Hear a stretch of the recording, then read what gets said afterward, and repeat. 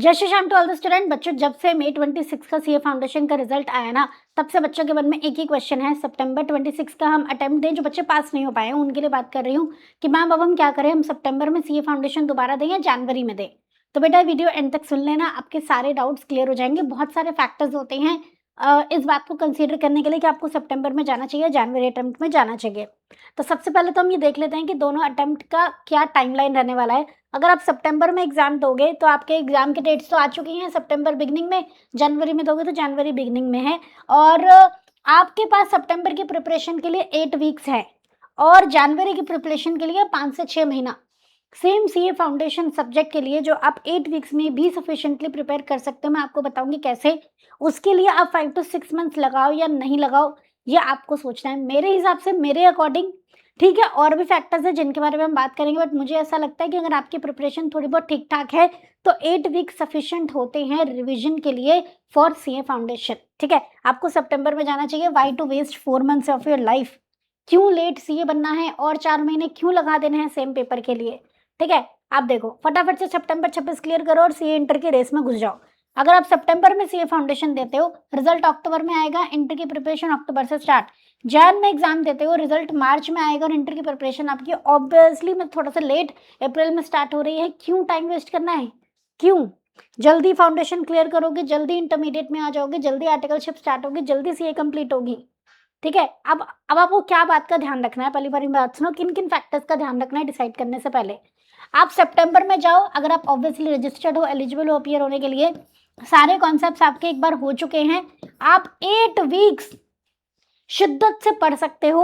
ठीक है, आपका सिलेबस ऑलमोस्ट कवर अप हो चुका है और जो आपने मई में एग्जाम दिया था वो आपका थोड़े से ही मार्जिन से मिस हुआ है। मेरा तो कहना ये है कि अगर आपका 150 प्लस का स्कोर है, गो फॉर अपना सितंबर 26। उससे कम अगर आपको लग रहा है तो फिर गो फॉर जनवरी। ठीक है, तो जनवरी में जाना है। अगर अभी तक रजिस्टर ही नहीं करा तो ऑब्वियसली जनवरी में ही जाना है। जीरो बेस से स्टार्ट करना चाहते हो, आपको लगता है कि नहीं मैंने पहले पढ़ाई अच्छे से नहीं की थी इसलिए मैं मई में क्लियर नहीं हो पाया, मैं दोबारा से सब कुछ पढ़ना चाहता हूँ, गो फॉर जनवरी। समझ में आ रहा है? ठीक है, और अगर कोई पर्सनल कमिटमेंट है, आपको लगता है कि सितंबर अटेम्प्ट के बीच में ये कमिटमेंट्स है, घर में कोई प्रोग्राम है, फंक्शन है, एग्जाम्स हैं आपके ग्रेजुएशन के, व्हाटएवर, आपको लगता है कि ये चीज़ मेरी सितंबर एग्जाम्स के बीच में आएगी, गो फॉर जनवरी, फिर सोचो ही मत।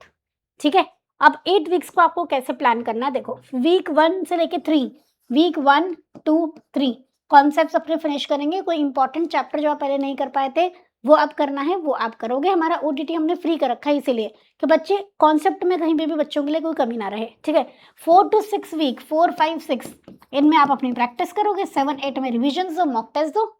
ठीक है, देखने में लग रहा है 80 वीक्स है, you have 2 full months prepare करने के लिए। समझ में आ रहा है?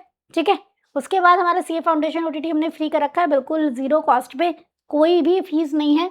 आप जाओ, सितंबर 26 के लिए बिल्कुल फ्री है। अभी से ही अपने लेक्चर देखना स्टार्ट कर दो।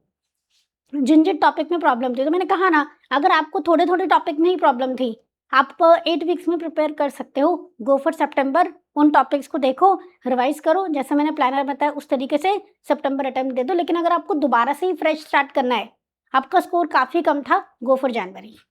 ठीक है, ठीक है, डन। अगर थोड़ा सा भी प्रेशर ले सकते हो, गो फॉर सितंबर। लग रहा है कि मैं बिल्कुल प्रेशर नहीं ले सकता, कुछ बच्चे ऐसे भी हैं जिनके काफ़ी सारे अटेम्प्ट्स हो चुके हैं, 2 2 3 3 अटेम्प्ट देने के बाद दे आर फ्रस्ट्रेटेड नाउ कि अभी मेरे को एग्जाम नहीं देना है, गो फॉर जनवरी। ठीक है, आपका मेंटल पीस एग्जाम से ज़्यादा इंपॉर्टेंट है। पर हाँ, देखो आपका दिल जानता है कि आप सिर्फ डिले कर रहे हो या देर इज जेन्युइन रीजन। अगर आप सिर्फ अरे यार जनवरी में दे देंगे ऐसा सोच रहे हो, गलत है। लेकिन कोई आपके पास जेन्युइन रीजन है, बहुत ही ज़्यादा डिमोटिवेटेड हो या बहुत ही इंपॉर्टेंट काम है, सितंबर अटेम्प्ट नहीं दे पा रहे हो, गो फॉर जनवरी। ठीक है जी, डन है। तो ये हमारा ओटीटी कोर्स फ्री है, आप स्कॉलर्स की वेबसाइट पे जाएंगे, आपको ओटीटी कोर्स मिल जाएगा। नहीं तो आप सीधा सपोर्ट टीम से कनेक्ट करेंगे ऑन 8888880402। क्लियर है? उसके बाद आपको टेस्ट ज़रूर देने हैं। जो भी बच्चा प्लीज़ सितंबर में एग्जाम दे रहा है, टेस्ट आप इग्नोर नहीं करोगे। ठीक है, तो हमारी सीए फाउंडेशन की टेस्ट सीरीज भी अवेलेबल है, बहुत ही अफोर्डेबल रेट्स पे, just at the rate of 620 आपको चारों सब्जेक्ट की टेस्ट सीरीज मिल जाएगी। चैप्टर वाइज टेस्ट भी हैं, फुल कोर्स टेस्ट भी हैं, प्रॉपर चेक होके मिलते हैं विद प्रॉपर कमेंट्स। ठीक है, तो ये सारी चीज़ आपको फीडबैक भी मिलेगा, इवैल्यूएशन भी होगा। आप चाहो तो फैकल्टी से बात भी कर सकते हो अपने किसी पेपर को लेके। क्लियर है? तो आपको एग्ज़ाम से पहले पता लग जाता है, बिल्कुल आईसीए पैटर्न पे बेस्ड होता है, तो एग्ज़ाम से पहले आपको पता लग जाता है कि एग्ज़ाम में कैसे मुझे पेपर को अटेम्प्ट करना है, जिससे पास होने के चांसेस बहुत ज़्यादा बढ़ जाते हैं। तो सभी बच्चे टेस्ट सीरीज़ ज़रूर लेंगे, कैसे भी लेंगे, कहीं से भी लेंगे, बट ये देख लेना कि प्रॉपर चेक होके मिलते हों और चेक कौन कर रहा है, ठीक है?